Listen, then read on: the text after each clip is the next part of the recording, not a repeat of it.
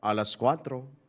Gumising kasama ang mga bagong-bagong mga balita. Gumising kasama ang mga bagong-bagong impormasyon. Hahataw na, aarangkada na. Kaya tayo na. Dahil buhay na ang mga dugo ng mga taong maagang gumising. Isisigaw na ang sigaw ng sambayanan. DWIZ Pinoy Gising. Kasama ang opisyal na gisingero ng bayan. Gising ang kahit na sino. Kasama si Drew Nasino. Live sa DWIZ Radio. DWIZ News FM Regional Stations. Live din sa Facebook at YouTube. Panoorin din ang live sa Aliw 23. Tayo na. Aba, umaga na. DWIZ Pinoy Gising. Pinoy Gising! Sa magandang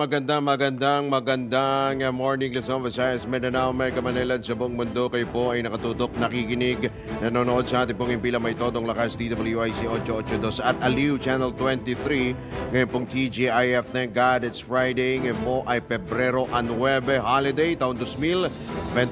Silipin na po natin ang mga nanggigising na mga headlines. Pinoy Gising! Death toll sa landslide sa Davao de Oro patuloy na nadaragdagan. Pinsalang dulot ng El Niño phenomenon sa sektor ng agrikultura umabot na sa mahigit 150 milyong piso. Hirit na ihiwalay ang Mindanao sa Pilipinas, sinupalpal ni Pangulong Marcos. Mga kongresistang nasa likod umano ng PI o People's Initiative, pinapalantad na. At ngayong bisperas ng Chinese New Year, tikoy at iba pang pampaswerte mabenta na sa Binondo, Maynila. Kasama ang opisyal na gisingero ng bayan. Gising ang kahit na sino. Kasama si Drew Nasino. DWIZ Pinoy Gising. Pinoy Gising. Oras na 3 sandali makalipas ang ika-4 ng morning. Sa detalye nga po ng nambubulabog at nanggigising na balita ngayong araw na ito ng Biyernes. Ngayon pong Quiapo Day, patuloy na nadaragdagan ang bilang ng mga nasawi sa landslide sa bayan ng Maco, Davao de Oro. Batay sa huling tala ng Maco Municipal Disaster Risk Reduction and Management Office, mabot na sa 12 katao ang nasawi, habang nasa 31 ang sugatan sa pagguho ng lupa sa naturang lugar. Nasa 100 individual naman ang nawawala. Dami pala nun. Sa ngayon, pahirapan ang paghahanap sa mga biktima dahil sa lawak ng lugar na apektado ng landslide. Samantala, nagdeklara na ng state of calamity sa lalawigan ng Agusan del Sur at sa bayan ng Lingig sa Surigao del Sur dahil nga rin po sa kalamidad.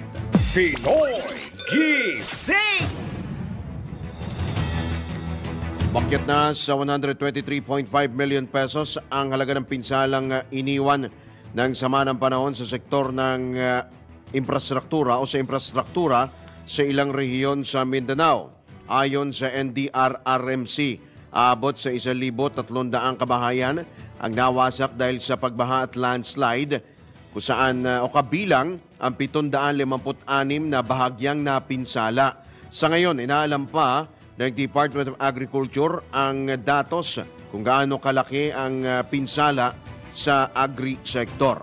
Nasa 107 milyong piso naman na tulong ang ipinagkaloob ng pamahalaan sa mga apektadong residente. Pinoy Gising! Ibinahagi naman ng ilang mga nakaligtas sa landslide sa Barangay Masara sa Maco, Davao de Oro ang kanilang karanasan. Ikinuwento ni Ronel Dialoja. Natutulog siya noon sa loob ng bus nang maganap ng gumuho ang lupa at nagising na lamang siya nang magkagulo ang kanyang mga kasama. Ayon kay Dialoja, hindi niya inakalang mabubuhay pa siya dahil siya ang pinakahuling lumabas ng bus at nawawala pa rin ang kanyang kuya. Huli ring nakalabas sa isa pang bus si Ruben Soriano na ngayon nagpapagaling na matapos magtamo ng mga pinsala sa katawan sa tagiliran matapos nga pong madaganan ng mga bato. O ganito, tsuhin naman ni Ginang Catherine Ragas na isang rescuer ang nakahanap sa labi ng kanyang ama. Emotional din na ibinahagi ni Ragas na hindi na niya batid ang kanyang gagawin at sa nahahanap ng ikabubuhay matapos nga ang trahedya. Pinoy Gising! Kagnay pa rin niyang pinaimbestigahan na ng environmental group na Kalikasan People's Network for Environment o KPNE ang operasyon ng Apex Mining Company matapos nga ang landslide sa isang mining village dyan sa bayan ng Maco, Davao de Oro. Ayon kay KPNE National Coordinator John Bonifacio, kailangang imbestigahan ang nasabing trahedya dahil bukod sa epekto ng climate change, may pananagutan din ang Apex sa trahedya. Sunod dito, umapila rin si Bonifacio ng agarang tulong para sa mga residenteng naapektuhan ng pagguho ng lupa. Pinoy Gising! Sa iba pang balita, umakyat na sa 151.3 million pesos ang halaga ng pinsalang dulot ng El Nino phenomenon sa sektor ng agrikultura. Patay sa datos ng Department of Agriculture, aabot na sa mahigit 6,600 toneladang palay ang nalugi, habang 3,200 hektarya ng mga maisan ang naapektuhan. Halos 4 na magsasaka naman mula sa Western Visayas at Zamboanga Peninsula ang apektado ng tagtuyot.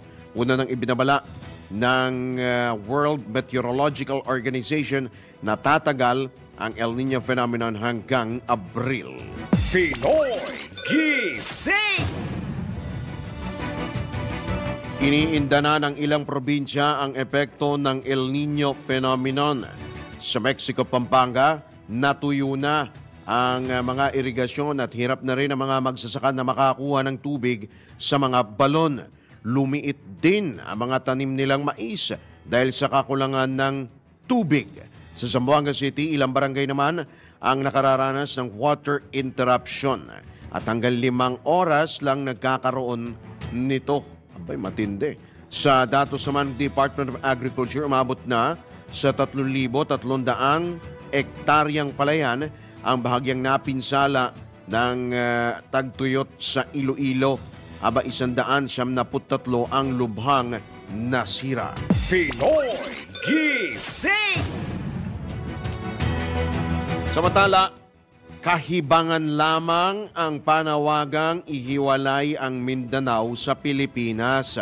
Ito ang iginiit ni Pangulong Ferdinand Marcos Jr. sa kabila nga ng panawagan ni dating Pangulong Rodrigo Duterte na ihiwalay ang Mindanao sa Pilipinas. Ayon kay Pangulong Marcos, isang nakabatay sa isang maling palagay at labag sa konstitusyon ang nasabing panawagan. Ang kasalukuyang pamumuno anya ng BARM at iba pang political leaders ay tinututulan din ang kahibangang ito. Idinagdag pa ni PBBM na may umiiral ng tunay at epektibong lokal na otonomiya sa buong bansa, lalo na sa Bangsamoro Region, nang hindi nakokompromiso ang integridad. National integrity kahit sa pinakamaliit na antas. Kasabay nito nanawagan din si Pangulong Marcos sa lahat ng mga kinaukulan na itigil na, tuldukan na ang panawagan para sa isang hiwalay na Republic of Mindanao dahil ito'y paglabag, isa pong mabigat na paglabag sa saligang batas. Idinagdag pa ng punong ekotibo na taliwas din ito sa itinataguyod ng kanyang administrasyon na bagong Pilipinas, bagkus ito'y may tuturing na pagwasak mismo sa ating bansa. Pinoy Gising! Daraan naman sa legal na proseso ang panukala ni dating Pangulong Rodrigo Duterte na ihiwalay ang Mindanao sa Pilipinas. Ito ang nilinaw ni dating Pangulong Digong at kanyang binigyang diin na maaari namang dalhin ang issue sa United Nations. Binanggit pa ng dating alkalde ng Davao City na ang secession ng Timor-Leste at Kosovo. Ito pong Timor-Leste, ito po'y dating bahagi po ng Indonesia. At yung Kosovo, ito po'y dating bahagi naman ng Yugoslavia.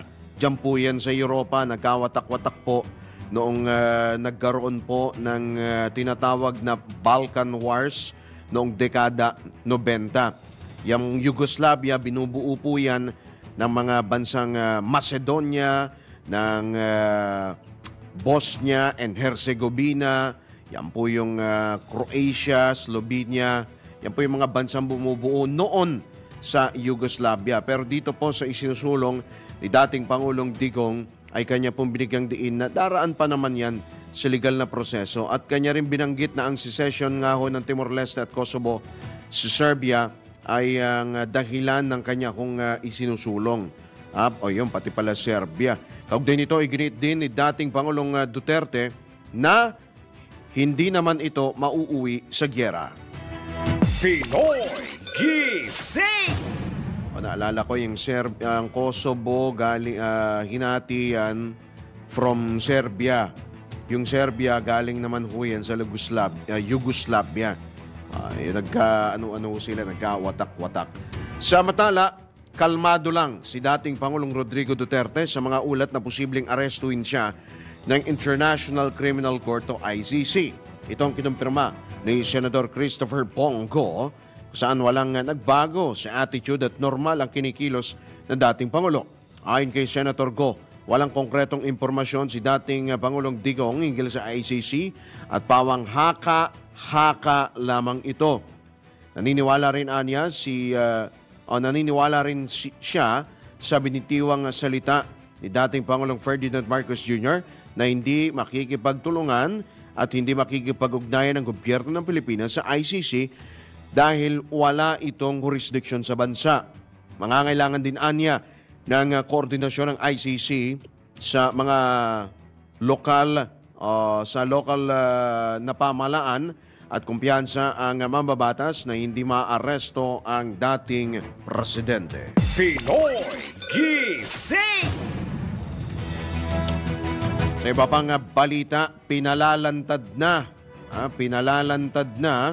ni Senator Chis Escudero sa publiko ang mga kongresistang nasa likod ng People's Initiative. Ayon kay Senator Escudero, dapat aminin na sa publiko ng mga kongresista na sila ang nasa likod ng PI. Yan po ang hamon sa naging pahayag nga ni House Majority Leader Manix Dalipe na ideklara na ng mga senador ang kanilang posisyon sa charter change o CHATSA. Anya, noong una itinatanggi ng mga kongresista na may kinalaman sila sa PI. Pero kalaunay, ipinahayag ng mga ito na titigil ang signature drive kapag ipinasa ng Senado ang resolution of both houses number 6. Idinagdag pa ng senador na kanilang ilalantad ang posisyon nila sa CHATSA sa tamang panahon at kanyang hinamon ang mga nagsusulong na amyendahan ng saligang batas na maglabas muna ng datos hinggil dito. Pinoy Gising! Itinanggi naman ni Puwersang Bayang Atleta Party List Representative Attorney Migs Nograles ang akusasyong sangkot siya sa People's Initiative sa Davao City para maisulong ang charter change. Sa isang post sa kanyang social media account, tinawag ni Nograles na fairy tales ang naturang alegasyon. Idinagdag pa ng kongresista, pinalalabas lamang siyang wicked queen of the South o masama sa nasabing akusasyon.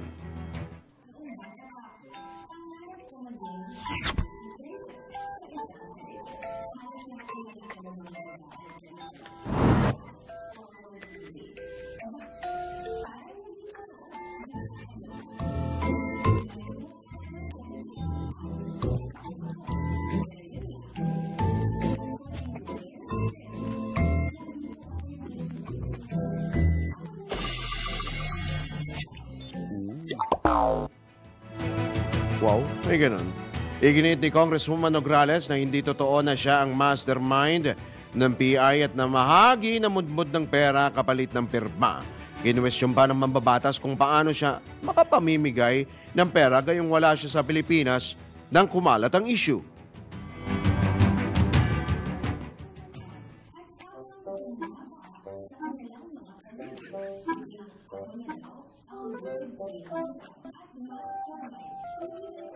The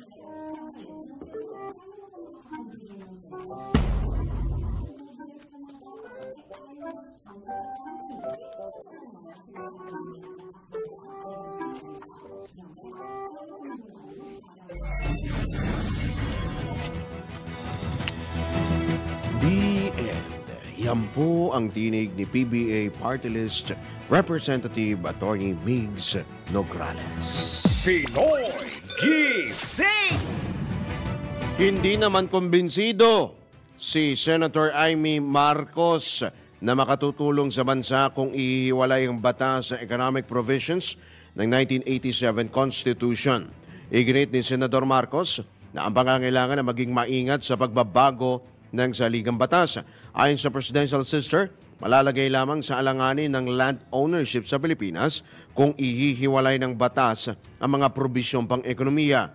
Sinabi pa ng senador na bagaman opsyon ito para sa ilang industriya, natatakot siya o aminadong natatakot siya kung kakalasin ang economic provisions. Idiniin din ng mambabatas na posible nitong maapektuhan ang mga Pilipino at hindi na sila makabibili pa ng lupa dahil sa pagtaas ng presyo.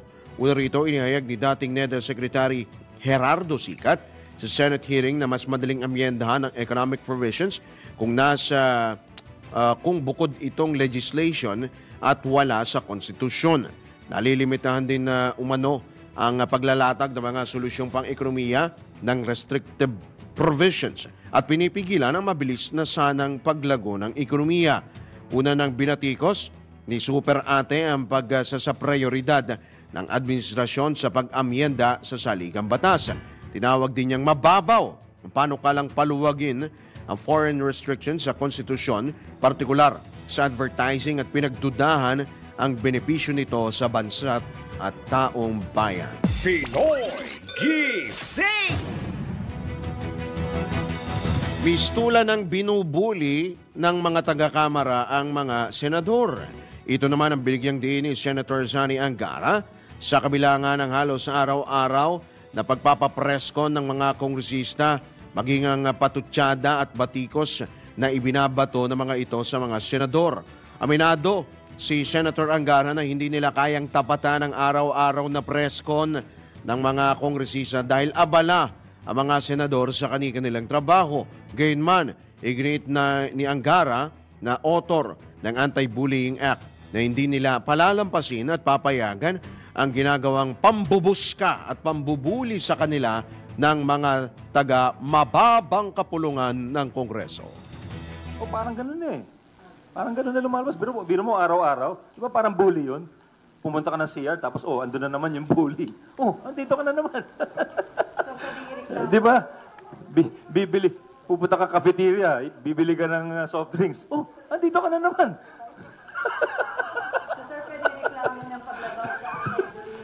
Sir, pwede ireklamo sa principal.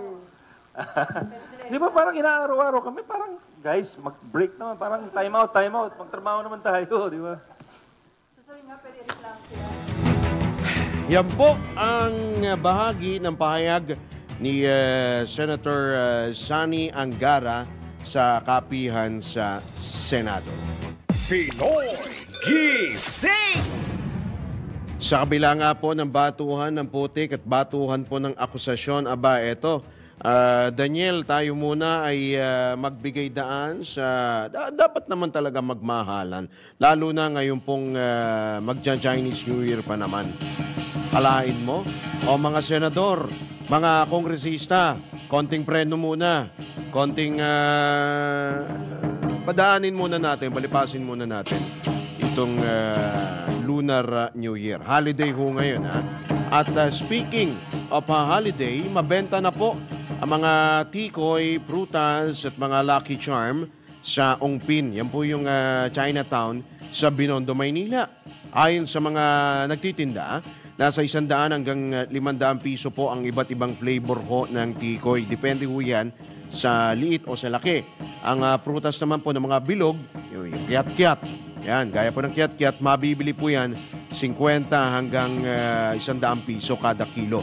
150 hanggang 250 ang kada kilo naman ng ubas. Ang orange o kahel ay 100 pesos po ang kada 3 piraso. At 10 piso hanggang 20 pesos naman po ang kada piraso ng pongkan. Lalaro rin sa 100 hanggang 300 piso ang mga Lucky Charm kada piraso. Depende po yan sa quality.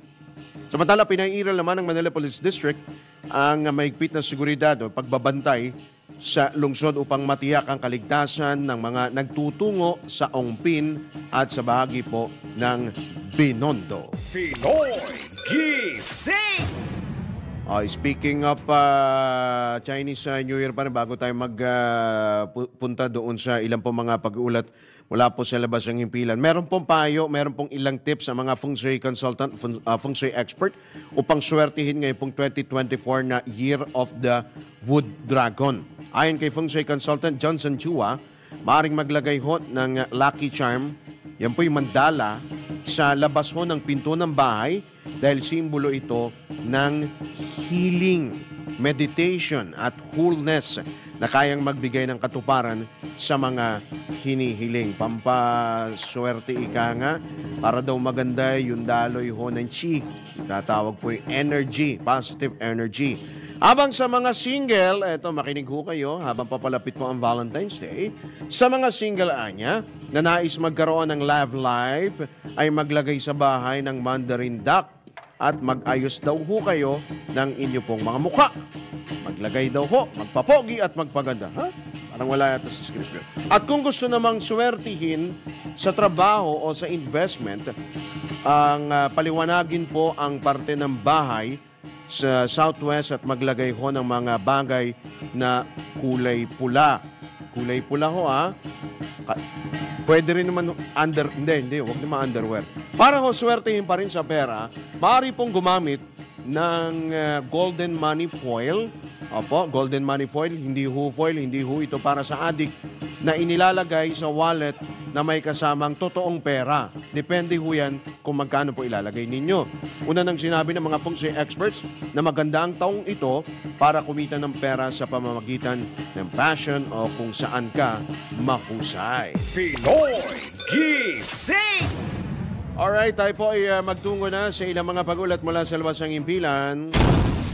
DWIZ Patrol Report. Mahigit 4.2 bilyong piso ng halaga ng iligal na droga winasak ng PIDEA. Ang kabuuan ng detalye mula kay Patrol 17 Jopel Peleño. Tinatayang aabot sa 724 kilogram o katumbas ng 4.51 billion pesos ang halaga ng iligal na droga na winasak ng PIDEA sa barangay Aguado 13 Martires City, Cavite mula ang mga iligal na droga sa iba't ibang operasyon ng ahensya kasama ang militar, NBI at PNP. Kabilang sa mga winasak ang 530 kilogram ng methamphetamine hydrochloride o shabu na nasamsam ng NBI sa Mexico, Pampanga noong September 2023. Kabilang na ang higit 535,000 grams ng marijuana, 3,219 grams ng ecstasy at 7,423 grams ng cocaine. Winasak ang mga nasamsam na iligal na droga sa pangunguna ni PIDEA Director General Moro Virgilio Lazo sa pamamagitan ng thermal decomposition na may init na 1,000 degrees Celsius. Ito si Patrol 17 Jopel Peleño. Para sa impilang may tarong lakas, DWIZ, nagbabalita ng tama, naglilingkod ng tama. Samantala, sapat na supply ng bigas sa bansa muling tiniyak ng Department of Agriculture. Detalye naman buhat kay Patrol 30 Jelly Mendez. Tiniyak ni Agriculture Secretary Francisco Chu Laurel Jr. na sapat ang supply ng bigas sa bansa hanggang sa Hunyo o kalagitnaan ng taon. Binigyan diin ng kalihim ang kahalagahan ng mga inangkat na bigas maging ang paparating na anihan sa buwan ng Marso at Abril. Aminado si Secretary Laurel na sapat man ang supply ng bigas sa Pilipinas, maaaring manatili ang mataas na presyo nito sa merkado hanggang sa buwan ng Setyembre ngayong taon dahil na rin sa epekto ng El Nino phenomenon. Bukod pa dito, sinabi ng DA official na isa rin sa dahilan ng pagsirit ng presyo ng bigas sa world market ay bunsod ng tumataas na demand. Matatandaan na noong nakaraang linggo, lumagda ang Pilipinas at Vietnam sa 5 taong rice supply deal kung saan ay susuplayan ng bansa ng nasa 1.5 hanggang 2 million metric tons ng bigas kada taon. Gayon din ang India na nangako ng karagdagang supply sa bigas. Matatandaan na noong Disyembre at Enero, umabot sa 750,000 metric tons ng bigas ang inangkat at dumating sa Pilipinas. Ito si Patrol 30 Jelly Mendez nag-uulat para sa Impilang Metodong Lakas sa DWIZ. Nagbabalita ng tama, naglilingkod ng tama. Kapag may bagong balita, naka-on air, agad-agad, DWIZ Patrol Report! Magbabalik po ang Pinoy Gising makalipas lamang ng mga paalala oras, 26 na sandali makalipas ang ika-4 ng morning. Pinoy Gising! Ang mga malalaking kayang-kaya mo ang kahit na ano kung ikaw mismo ang gagawa nito. Let's learn new things sa DIY Do It Yourself. Paano kumuha ng non-professional license? Marahil marunong ka nang mag-drive at nasulit mo na ang iyong student permit. Kung nakaisang buwan o mahigit ka na, maaari mo na itong ipa-upgrade into a non-professional license. Step 1. Siguraduhin ikaw ay at least 17 years old, physically and mentally fit, marunong magbasa at magsulat, at sumailalim sa practical driving course. Step 2. Ihanda ang mga requirements tulad ng accomplished application, medical certificate, notarized parents' consent kung ikaw naman ay below legal age, kopya ng student permit, at certificate of completion ng iyong PDC. Step 3. Pumunta sa customer service para sa queuing number. Kapag tinawag, sunod na pumunta sa evaluation window para ipasa ang requirements. Pagkatapos, maaari nang pumunta sa cashier upang magbayad. Step 4. After ng payment, mag-proceed sa LTO examination room. Ang exam ay maaaring written o computerized, depende sa LTO branch na iyong mapupuntahan. Step 5. Kapag nakapasa na sa exam, maaari nang magpatuloy sa practical driving test. Ang goal dito ay makapasa sa evaluation mula sa LTO staff. Step 6. Kung okay na, nakapasa ka na, babalik ka ulit sa cashier para sa license fee. Pagkabayad, ikaw ay kukuhaan ng biometrics. At ang exciting part, Step 7. Hintayin tawagin ng pangalan o number para sa releasing ng inyong lisensya. Congratulations! Mag-ingat sa pagmamaneho. Gets mo ba? Sige nga, do it yourself.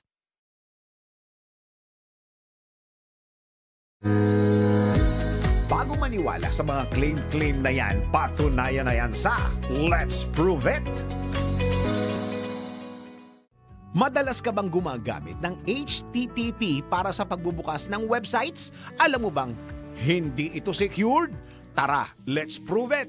Ayon sa webfx.com, ang HTTP o Hypertext Transfer Protocol ay inilalagay sa harap ng mga URL na website upang maipakita ang isang website. Ito ay isang protocol na ginagamit ng World Wide Web o WWW upang kumuha ng mga HTML na dokumento o sa madaling salita, magpakita ng mga web page.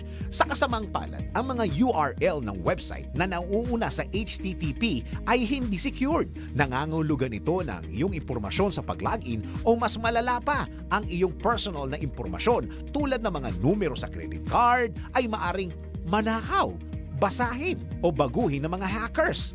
Dagdag pa sa tutorialspoint.com na ang HTTP ay hindi naglalaman ng SSL na isang secure socket layer na hindi naka-encrypt ang sensitibong data na inilipat tulad ng email at mga address. Ito ay humahantong sa mga banta sa mga sensitibong data. Sa kabilang banda, secure ang HTTPS na gagamitin at i-share ang data. Maaari mo makita ang simbolo ng locker sa simula ng URL na may kasamang HTTPS tulad ng YouTube URL.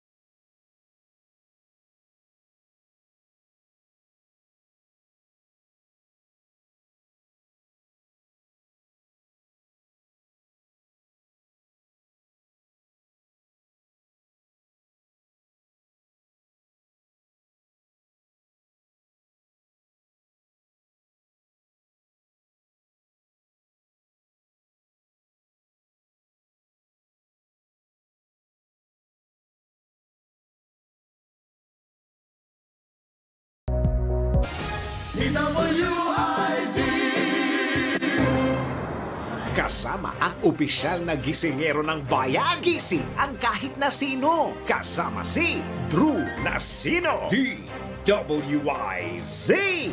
Pinoy Gising. Pinoy Gising. Tayo po nasa ikalawang bahagi na po ng Pinoy Gising sa oras na 32 sandali makalipas ang ikapat ng morning. Dako tayo sa ilang pa mga pag-ulat mula sa labas ng impilan. DWIZ Patrol Report. O ito, kailangan ho natin ito. 2 milyong trabaho na may kinalaman sa cybersecurity in demand ngayon ayon sa pamahalaan. Detalye ihatid ni Patrol 13 Gilbert Perdes. Pwede nang magkatrabaho na may mataas na sahod ang mga Pilipinong tambay pero maalam sa computer. Sa press briefing sa Malacanang sinabi ni DICT Secretary Ivan Jan Uy na in demand daw kasi ngayon ang mga Pinoy na mga galing sa computer sa gitna ng pagiging high-tech na ng lahat ng transaksyon sa gobyerno at maging sa pribadong sektor. Sinabi ni Uy na sa katunayan 2 milyong trabaho anya na may kinalaman sa cybersecurity ang kailangan ngayon sa bansa kung saan pati sa kanilang departamento mismo ay marami silang kailangan. Kung susumahin daw, sinabi ni Uy na ang sweldo ng isang individual na maalam sa computer o cyber job ay nasa 200,000 piso kada buwan lalo na kung pribadong sektor o sa iba yung dagat ito magtatrabaho. Sinabi nito na ang dapat mo nang gawin ngayon ay i-update ang plantilla posisyon sa mga pamahalaan o sa pamahalaan dahil sa kasalukuyan ay outdated na raw, lumang-luma na ang classification ng mga posisyon na ito. Hindi pa raw ito nagagawa, sinabi ni Uy na magbubukas sila ng training program para sa mga kawani ng gobyerno upang palakasin ang kanilang kapasidad para tugunan ang tumataas na bilang ng cybercrime sa bansa at pagkatapos daw nito ay sa kanila iaalok ang training na ito sa publiko. Patrol 13, Gilbert Perdes para sa Himpilang May Todong Lakas, DWIZ, nagbabalita ng tama, naglilingkod ng tama. Kapag may bagong balita, naka-on air, agad-agad, DWIZ Patrol Report. O ito, kakasabi pa lang kanina sa hinggil sa cybersecurity, Navotas City Library Facebook page na-hack. Ang detalye po yan ihahatid ni Aling Beth Samson mula dyan sa Kamanava. Aling Beth? Metro Patrol reports. Kunyari?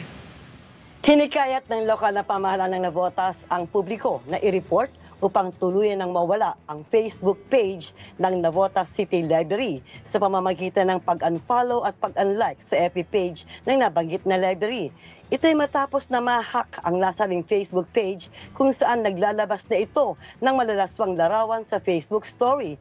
Sa abiso ng pamahalaang lungsod sa Navotas na pinamumunuan ni Mayor John Ray Chanco, sinubukan pa nilang ayusin o i-recover ang FB page ng City Library pero tuluyan na silang nawala ng access dito.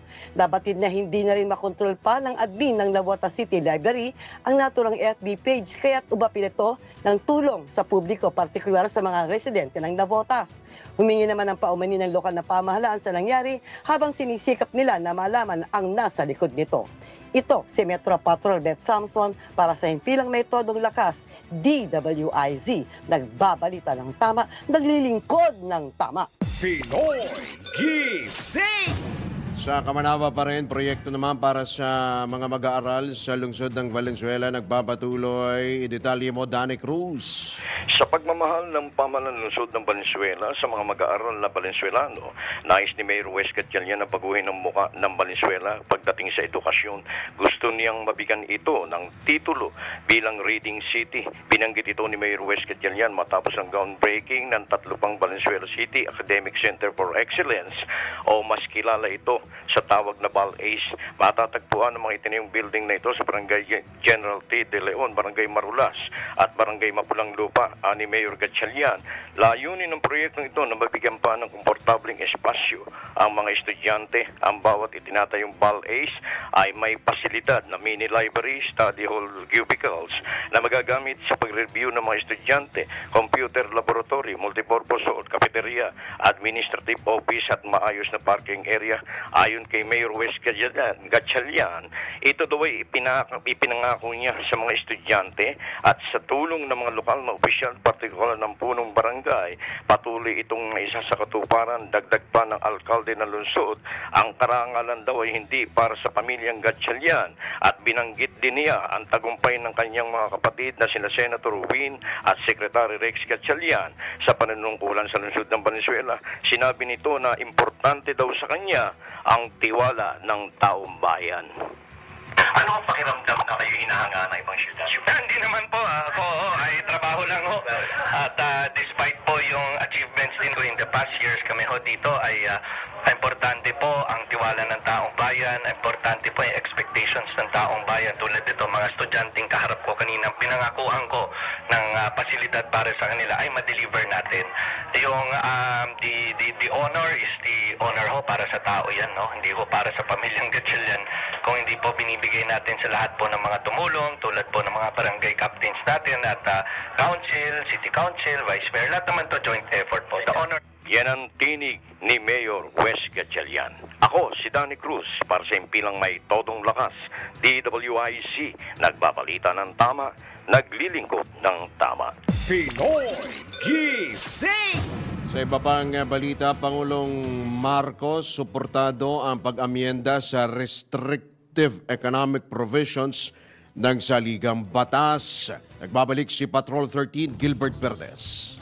Inihayag ni Pangulong Ferdinand Marcos Jr. ng posisyon ng kanyang administrasyon ay amyendahan ang restrictive economic provisions ng saligang batas at wala ng iba pa. Itong naging pahayag ni PBBM sa kanyang talumpati sa ginanap na Constitution Day sa lungsod ng Makati. Pahayag ng Pangulo, kailangan ng amyendahan ang nasabing provision upang lumago ang ekonomiya ng bansa at magbubukas ng mga foreign direct investments. Binigyan din ng Presidente na ipagpapatuloy ng pamahalaan ang paghikayat ng mga foreign investments upang makamit ng bansa ang upper middle class income status sa taong 2025. Samantala, suportado rin ni Pangulong Marcos ang anumang dialogo o debate na nagaganap daw sa dalawang kapulukan ng Kongreso, lalo't ang sentro ng talakayan ay may kinalaman daw sa socio-economic development ng bayan.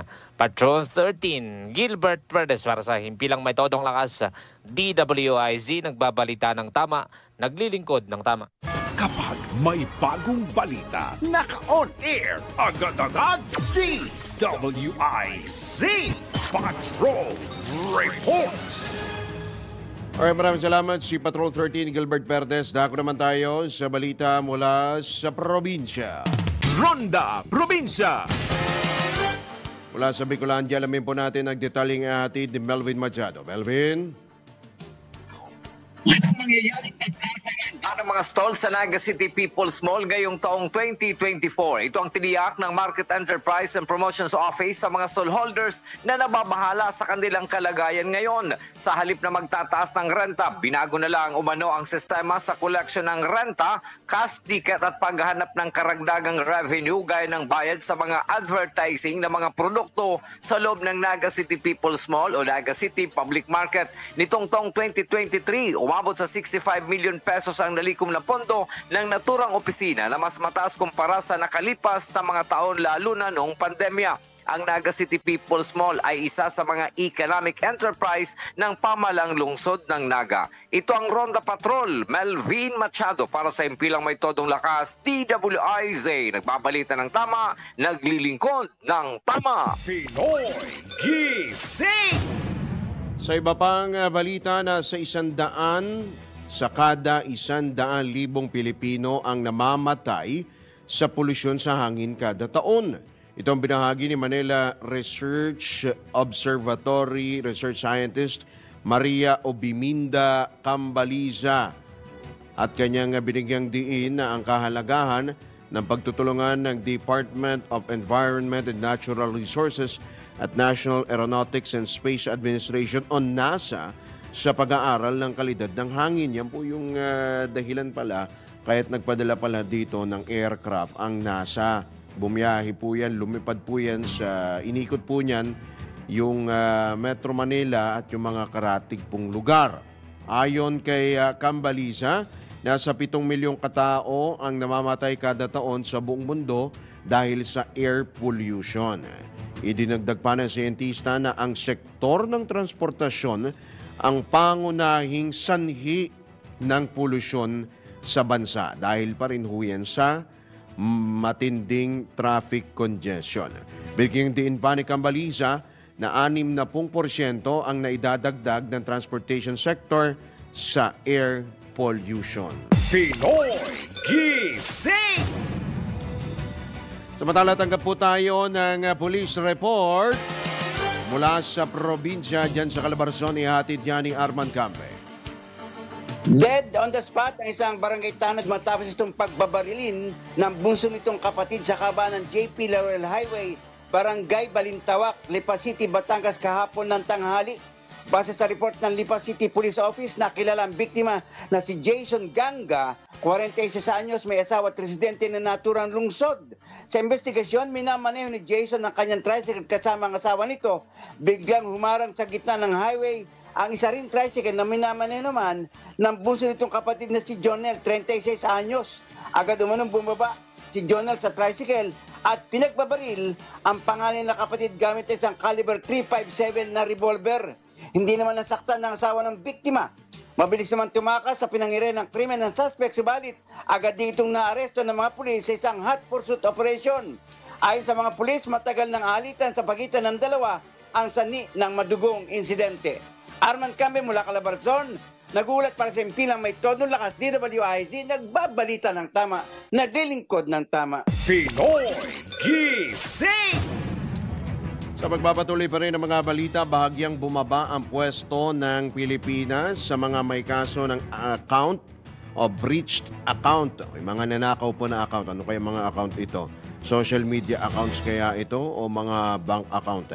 Batay sa pag-aaral ng cybersecurity company na Surfshark noong nakarang taon, pang-30 na lang ang Pilipinas sa 163 bansa sa buong mundo na mga may ninakaw na o nananakaw na account.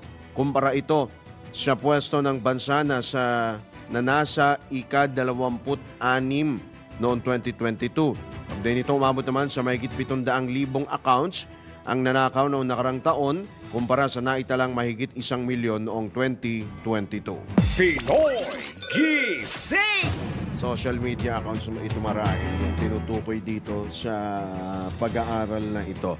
At speaking of cybersecurity, nakikipag-ugnayan na sa pamahalaan ng Pilipinas and China kaugnay sa cyber attack sa ilang government website. Ito ang kinumpirma ni DICT Secretary Ivan Uy sa press briefing sa Malacanang kahapon.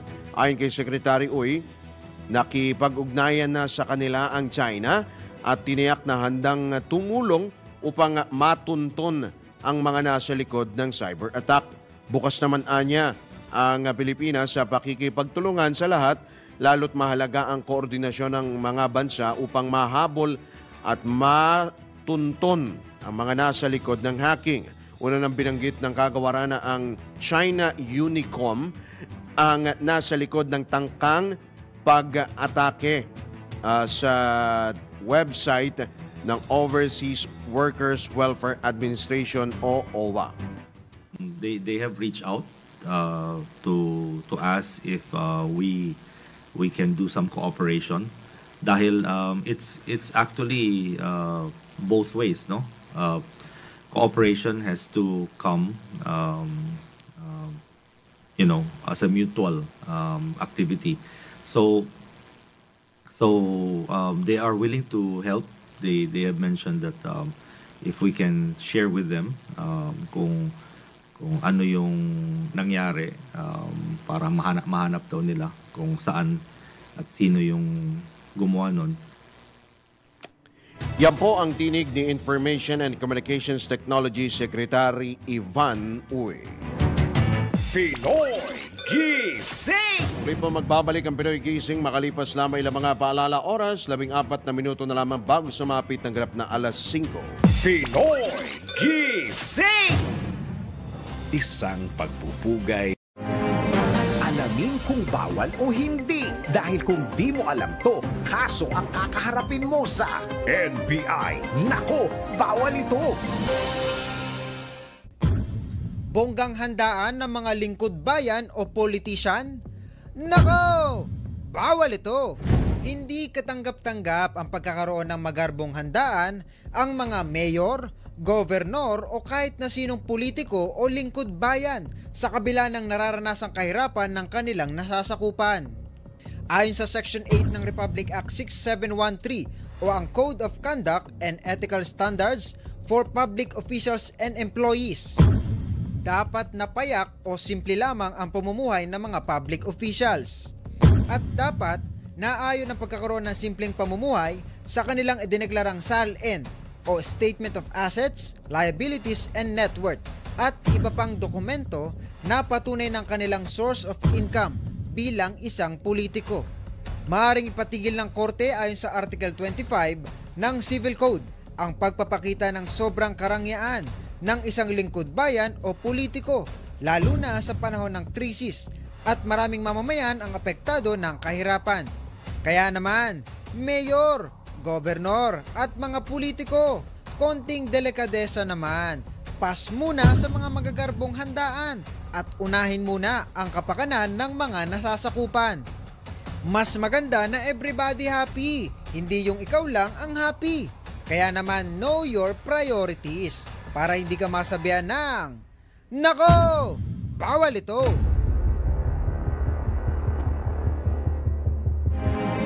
Alamin kung bawal o hindi. Dahil kung di mo alam to, kaso ang kakaharapin mo sa NBI. Nako, bawal ito. Alamin ang mga bagong paraan kung paano kumita sa panahon ngayon. Nang legal ha, eto na ang racket. Isa ka rin ba sa mga nag-iisip ng mga pwedeng pagkakitaan? Subukan ng pagiging casino dealer. Ang pagkita ng pera, pasimplihin natin sa racket.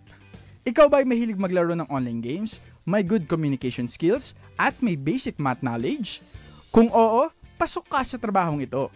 Ilan sa mga ginagawa ng isang casino dealer ay nagbabalasa ng baraha, nagbibigay ng instruction sa iba't ibang klase ng mga laro, nag-ooperate ng mga machines kagaya ng mga ruleta at slot machines sa casino. Ang maaaring kitain sa pagiging casino dealer ay 22,000 monthly base pay, bukod pa rito ang mga incentives na ibinibigay ng mga kumpanya. Kaya kung sa tingin mo ay pasok ka sa pagiging casino dealer, mag-apply na sa mga kumpanyang hiring for casino dealers.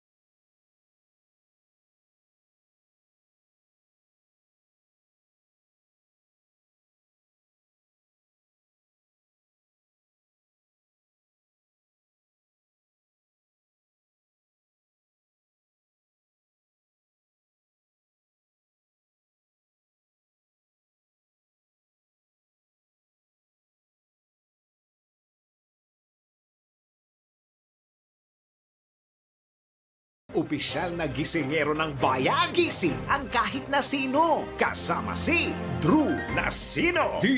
DWIZ. Pinoy Gising. Pinoy Gising. Sa pagpapatuloy pa rin ang mga balita, kaugnay pa rin po dun sa cyber attacks, hindi naman kukonsintihin ang anumang uri ng cyber attacks. Ito ang binigyang diin ng China matapos kang akusahang nasa likod ng hacking incident sa iba't ibang ahensya ng pamahalaan sa Pilipinas.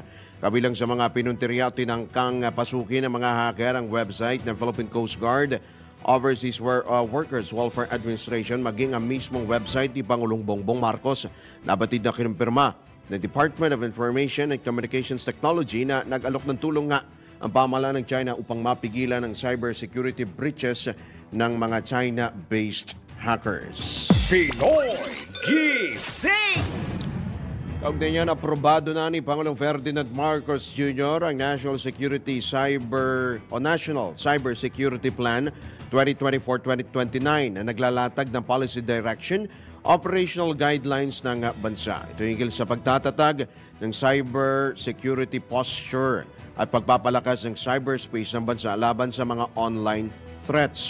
Ayon kay DICT Secretary Evanjan Uy, nabuo ang cybersecurity plan matapos nga ang konsultasyon sa iba't ibang stakeholders mula sa pribado at sa government sector. Kabilang ang academe kung saan ikinumpara rin ito sa cybersecurity plans ng ilang bansa. Saklaw ng comprehensive plan ng pagtugon sa pangangailangan bumuo ng mahusay na pulisiya upang matiyak ang ligtas na cyber landscape ng bansa at tukuyin ang cyber assets, infrastructure na nangangailangan ng proteksyon. Pinoy Gising! Binalaan naman ng PNP Anti-Cybercrime Group ang publiko hinggil sa tumataas ng kaso ng mga kaso ng krimen, lalo na po ngayong buwan ng mga puso, yung love scam. Batay sa datos ng PNP ACG, nangunguna nga po dyan yung love scam sa mga krimen na kanilang naitala noong 2023 na doble ang itinaas kumpara noong 2022 na nasa 74 lamang. Ayon kay PNP ACG Cyber Response Unit Chief Colonel J. Guillermo, kapansin-pansin ang ebolusyon ng love scam. Mulaan niya sa tradisyonal na love scam kung saan nanghuhut-hut ng pera ang suspect. Naging moderno na ito ngayon at ginagawa na pong investment. Ginawa ba? Matindi ha? Paliwanag pa ni Colonel Guillermo, naghahanap ng karelasyon ang biktima sa iba't ibang social media platforms na pangkaraniwan na sa dating apps. Parang meron na nahuling ganyan eh. Samantala, 2 kaso naman ng love scam ang naitala ng ACG nitong Enero. Pinoy Gising! Sa iba pang balita, nilinaw ng ekonomistang si Michael Ricafort ang dahilan ng patuloy na pagtaas ng presyo ng mga pangunahing bilihin sa kabila ng naitalang mabagal na inflation rate o pagbagal po ng inflation rate. Sa panayam ng DWIZ, inihayag ni Ricafort na ang pagtaas ng presyo ng mga bilihin ay isa po sa mga faktor ng paglago o salik sa paglago ng ekonomiya ng bansa. Matatanda ang inihayag ng PSA na bumagal nga sa 2.8% ang inflation rate ng bansa nitong Enero. Lahat po ng presyo ng bilihin, nagtaas pa rin po. O, yun nga lang, hindi na ganun kabilis. Kasi, bakit po nagmamatter nun? Kasi, ang ekonomiya natin, lumalago din naman. Yung kabuhayan, yung trabaho, kita, yung economic growth natin, 5.6%. So, mas mabilis po yung paglago ng ekonomiya. So, parang, lalo na sa Pilipinas, lagi po talagang may inflation. Sa kabila nito ay umaasa si Ricafort na susundan itong pagbagal ng inflation rate ng pagtaas naman ng kita o sahod o hanap buhay ng mga manggagawa. Pero dapat humahabol din po yung pagtaas ng kita, ng kabuhayan, ng ekonomiya, yung negosyo. Ayun po yung mag-o-offset po doon. Kaya nagdodoble sikap din yung mga mamamayan natin, yung mga negosyo, no? Para ma-cope up yung pagtaas ng presyo. Kasi demand supply po yan eh. Yan po ang tinig ng ekonomistang si Michael Ricafort sa eksklusibong panayam ng DWIZ. Pinoy Gising! Speaking of sahod o kita, umaasa ang Federation of Free Workers na ipaprioridad ang panukalang nagsusulong ng karagdagang 100 pesos sa arawang sahod ng mga manggagawa sa pribadong sektor. Ang gusto nga ho ni Atty. Sonny Matula ay i-certify as urgent. Naniniwala si FFW President Atty. Sonny Matula na maipapasa na ng Senado at Kamara ang naturang panukala.